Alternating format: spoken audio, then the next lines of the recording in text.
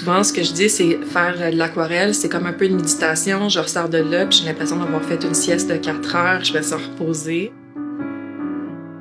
Quand je peins, j'ai un peu cette euphorie de « Oh my God, je viens de placer une ombre, ça fait ressortir l'oiseau. » C'est exactement ça que je voulais.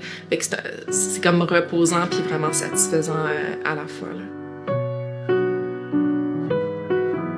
Je dois tout le temps partir d'une photo de référence. Fait que pour moi, les photographes animaliers, c'est vraiment les personnes les plus précieuses au monde. J'aimerais ça apprendre à faire ça aussi. L'idée, ça serait que je puisse réutiliser mes propres images. La première jet de couleur que je vais faire, c'est là qu'on va retrouver un petit peu d'abstrait. Je vais vraiment laisser les pigments bouger. C'est là qui est un petit peu le plus dangereux aussi. S'il y a des pigments qui vont à des places que je veux pas ou si ça bouge mais que ça défait un peu la composition, faut que je recommence à zéro finalement. Fait que c'est un petit peu le moment le plus stressant.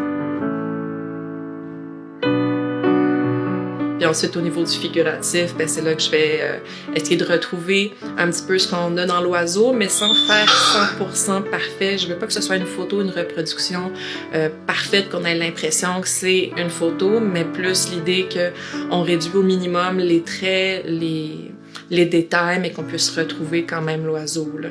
Ouais. Que ce soit pas comme envahissant au regard, mais reposant à regarder.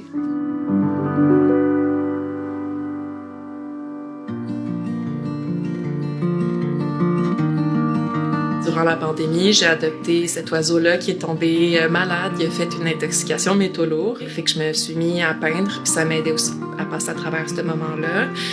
Puis les gens me commandaient des portraits d'oiseaux. Puis je me suis rendu compte que ça me faisait du bien peindre ça. J'étais tout le temps contente de peindre des portraits d'oiseaux.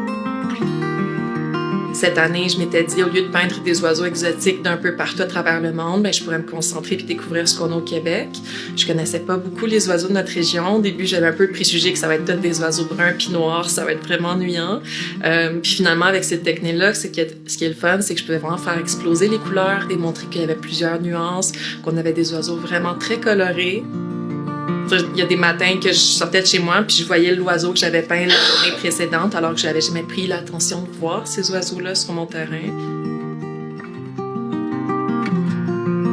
L'aquarelle, je l'ai quand même faite depuis 19 ans, mais 100% avec les oiseaux, ça va être depuis 2021, là, vraiment quand j'ai adopté Ghost.